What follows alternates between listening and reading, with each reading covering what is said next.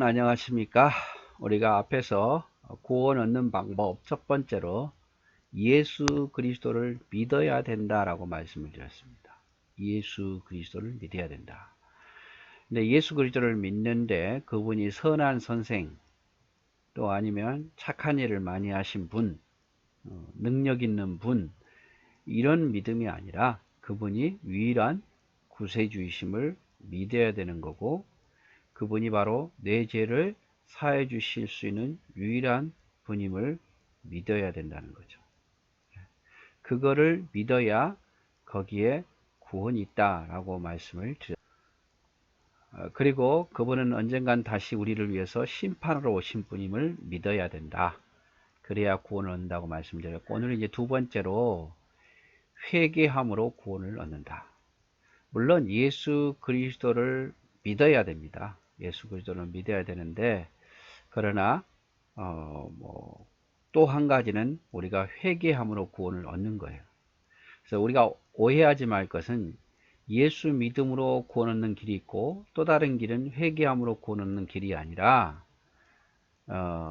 예수 그리스도를 믿는 것이 유일한 길인데, 그러나 예수 그리스도를 믿는 자는 반드시 또 따라온 게 뭐냐면 회개함이라는 거죠. 회개함. 그래서 같은 하나의 길이에요. 하나의 길인데, 왜냐하면 우리가 죄로 인해서 죽음이 왔지 않습니까? 죄를 지으면 정령 죽으리다. 죄의 삭은 사망이요. 그런데 이제 그 예수 그리스도께서 우리의 죄를 대신해서 죽으셨단 말이에요. 그렇죠? 우리 대신해서 죽으셨어요. 그리고 그분이 살아나셨어요. 그러면 그분이 나를 위해서 죽으셨기 때문에 나는 그러면 이제 아무 일도 안 해도 되는 거냐? 이게 아니라, 우리가 원래 죄인이었으므로 그리스도께서 우리를 위해서 죽으셨지만 나는 여전히 나의 죄를 그분 앞에 고백해야 된다 이 말이죠. 그래서 구원 얻는 두 번째 방법은 바로 회개함으로 이루어진다.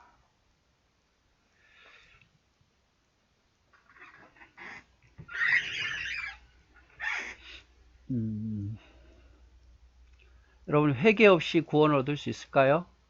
회개 없이 구원을 얻을 수 있을까요? 없습니다. 자, 회개는 믿음에 이르는 관문이며 동시에 구원에 이르는 전제입니다. 그래서 회개는 믿음에 이르는 관문이고 구원에 이르는 전제다. 이렇게 표현하고 있어요. 그래서 회개는 하나님의 사역 중 한 과정으로, 소속 과정 중 한 과정으로, 인간에 대한 하나님의 재창조적 활동으로 절대적이며 초자연적인 것입니다. 자, 많은 사람들이 베드로 앞에 왔죠. 오순절날 베드로가 가로되 너희가 회개하여 각각 예수 이름으로 세례를 받고 죄사함을 받으라. 그리하면 성령을 선물로 받으리라. 우리가 어찌할꼬? 그럼 우리가 어떻게 구원을 얻을 수 있겠습니까? 물을 때 첫 번째 대답이 뭐였냐면 바로 회개하라는 거죠. 회개하라. 그래서 베드로의 정답은 그겁니다. 우리가 어떻게 해야 구원을 얻을 수 있겠습니까? 회개해라.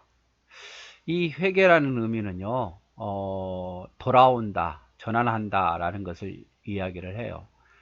원래 죄라는 것은 뭐냐면요, 우리 그 양궁에서 보면 관역이 있지 않습니까? 그 관역을 벗어나는 것이 죄예요. 쉽게 말하자면 하나님의 원래 뜻이 있었어요. 하나님의 원래 뜻. 그런데 그 뜻에서 벗어나는 것, 그게 바로 죄고, 회개라는 것은 뭐냐면 돌이킨다는 거죠. 돌이킨다는 거. 우리가 차를 운전해 보면 유턴이라는 게 있잖아요. 가던 길을 반대로 돌아오는 거.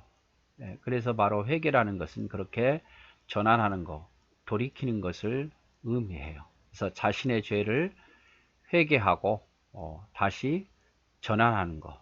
반성이 아닙니다. 우리 일기장 쓸 때 나는 뭘 잘못했다, 게을렀다, 이 정도 반성이 아니라, 회개라는 것은 그 습관을 버리고 돌아오는 것. 그것이 바로 진정한 회개의 모습이죠. 자, 회개의 요소는 세 가지가 있습니다. 요소하면 꼭 나온 게 뭡니까? 지적 요소, 감정적 요소, 의지적 요소, 이렇게 나오죠. 자, 지적 요소라는 것은 뭐냐면, 회개의 지적 요소는 뭐냐면 내가 죄인임을 깨닫는 거예요. 내가 예를 들어서 하나님의 영광에 이룰 수 없는 자임을 인식하고, 그것으로 인해서 내가 반드시 죽음으로 지불돼야 된다는 것을 알게 되는 거예요. 그래서 그걸 알게 되니까 어떻습니까? 회개하지 않으면 안 될 마음을 갖게 되는 거죠. 그래서 어떤 사람 보고 너 죄인이야 라고 말하면 굉장히 기분 상해하면 그것은 지적으로 회개하는 게 아니에요. 지적인 회개는 뭐냐면 내가 죄인임을 아는 거예요.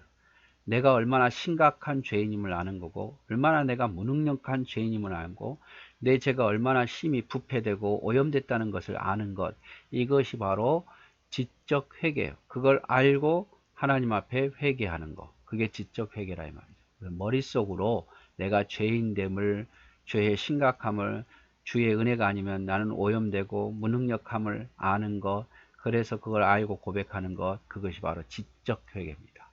정적 회개는 뭐냐면 감정적 회개를 말하는 거예요. 감정에. 즉 자신이 죄인임을 깨닫고 매우 감정적으로 슬퍼하는 거, 뉘우치고 후회하는 거, 그것이 바로 정적 요소, 감정적 요소의 회개입니다. 그래서 우리가 그렇잖아요. 좋아서도 울기도 하지만 내가 너무 죄인이었어도 울기도 하잖아요. 그래서 지적으로 내가 정말 심각한 죄인임을 깨달았어요. 그런데 그것을 알고 내가 눈물이 쏟아지고 내가 나의 비참함을 알게 되고 슬퍼하고 하나님의 은혜를 갈망하는 거, 뉘우치고 후회하는 거, 감정적인 어떤 부분이 일어나는 거, 그것이 바로 정적인 요소의 회개예요. 물론 뭐 눈물을 많이 쏟을 수 있고 적게 쏟을 수 있고 눈물이 한 방울 쏟을 수도 있어요. 그러나 분명하게 찾아온 것은 회개할 때는 그런 어떤 감정적인 슬픔과 죄에 대한 어떤 슬픔, 또 죄인됨의 어떤 비참함, 그런 어떤 슬픔과 그런 감정의 변화와 그런 뉘우침과 그런 후회가 일어나게 되더라 이 말이죠. 세 번째로 의지적인 요소예요. 이거는 뭐냐면 내가 죄인임을 알고 뭔가를 직접 끊는 거죠. 의지의 마음으로 끊는 거예요. 아, 내가 이게 죄인이야 라고 머리로 인식을 했어요. 그리고 슬퍼는 해요. 그런데 그것을 죄가 되는 것을 끊지 못해요. 그거는 의지적인 회개가 아니라 이 말이에요. 의지적인 회개는 뭐냐면 느끼고 또 감정이 되어진 것을 실제로 그것을 죄라고 생각하는 것을 끊어버리는 거, 이게 바로 의지적인 회개라고 이 말입니다. 그래서 구원을 얻으려면 회개를 해야 되는데 그러면 지, 정, 의 모든 게 다 동원돼야겠죠. 지적으로도 내가 죄인임을 깨닫고 또 감정적으로 슬프고 후회되고 그렇게 느껴지고 의지적으로도 그것을 끊어버리는 것, 그것이 진정한 회개의 모습이다 이 말이죠. 그냥 내가 음악이 들리는데 찬송가 몇 장을 부르는데 막 슬퍼요. 그건 회개가 아닙니다. 내가 왜 슬픈지를 모르고 회개하는 거잖아요. 감정만 회개하는 거예요. 그건 진정한 회개가 아니에요. 내가 왜 슬픈지 그 지적인 것을 알아야 돼요. 우리가 하나님 말씀 듣고 내가 얼마나 죄인인 걸 알고 지적으로 알고 감정적으로 슬픔이 오고 그리고 실제로 감정에서 끝나는 게 아니라 그것들을 끊어낼 때에 그 죄된 것을 끊어낼 때 그게 진정한 회개더라 이 말이죠. 어떤 분들은 뭐 지적으로 모르고 막 감정으로 옆에서 우니까 같이 울어서 나는 회개했다고 생각하고 어떤 분은 여전히 죄된 모습을 가지고 있으면서도 그걸 회개라고 생각해요. 아니에요. 그건 회개가 아니에요. 회개를 통해서 구원을 얻는데 지적인 부분, 또 의지적인 부분, 또 감정적인 부분이 다 동원돼서 회개할 때 진정한 회개더라 이 말이죠. 그것이 진정한 회개예요. 자, 그리고 이제 죄의 회개의 결과, 자, 회개의 결과를 통해서 얻는 게 뭡니까? 용서받는 거예요. 회개하면요, 하나님께 용서받아요. 용서받고 뭐가 찾아옵니까? 기쁨이 찾아와요. 용서를 받게 되고 기쁨이 찾아오고. 그래서 하나님께서는요, 회개하는 자를 굉장히 기뻐하셔요. 하나님도 기쁘고 회개하면 나는 용서받고 나도 기쁘고. 또 회개하여 제사함 받은 자들은요 하나님의 응답하십니다. 요한복음 14장 13절 14절에 보면 이제 회개를 통해서 가운데에 어떤 담이 죄가 없어졌으니까 하나님과 교통이 이루어져요.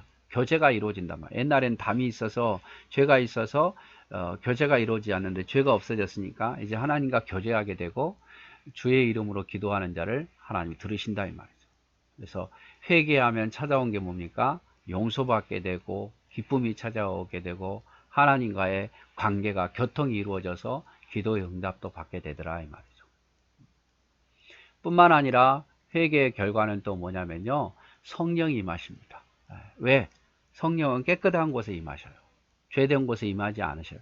하나님도 죄된 곳에는 함께하지 않으셔요. 그래서 우리가 거룩하라고 말해요. 내가 거룩하니 너희도 거룩하라. 성령도요, 성령의 역사도 회개하는 곳에 일어납니다. 깨끗한 곳에 역사합니다. 성령 충만함도 그렇고 성령의 역사도 그렇고. 그래서 여러분, 죄사함을 회개하면 성령이 역사하십니다. 성령을 충만하게 하십니다.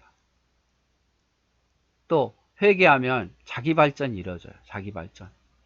회개하다 보면 그게 회개가 쌓이고 쌓이다 보면 점점 변화되죠. 원래의 형상대로 회복되어지고 또 그 죄로부터 짓눌려 있던 사람이 해방되고 그리고 하나님의 사랑을 받게 되고 하나님의 통로가 열렸으니까 하나님의 사랑을 받게 되고 그래서 회개하면 이렇게 좋은 거예요. 회개하면 용서받고 되고 기쁨을 누리게 되고 막혀있던 담이 무너져서 하나님과 교통하게 되고 또 하나님의 사랑을 받게 되고 성령이 임하게 되고 또 내가 변화가 일어나게 되고 또 죄의 해방감을 누리게 된단 말이에요. 그러니까 죄를 회개하는 게 얼마나 좋은 겁니까? 단순히 우리가 죄를 회개해서 구원을 얻는 것뿐만 아니라 우리가 죄를 회개해서 얻는 것도 너무 많아요. 기쁨이 넘치고 또 성령이 임하시고 내가 변화되고 하나님의 사랑과 기도가 응답되어져요. 그래서 제일 먼저 우리가 해야 될 일은 뭐냐? 회개하는 일이죠. 구원받기 위해서도 해야 할 일이 회개하는 일이고 또 구원받은 우리가 늘상 해야 될 일이 뭐냐? 회개하는 일인 거예요. 자, 오늘 여기까지 같이 보도록 하겠습니다. 감사합니다.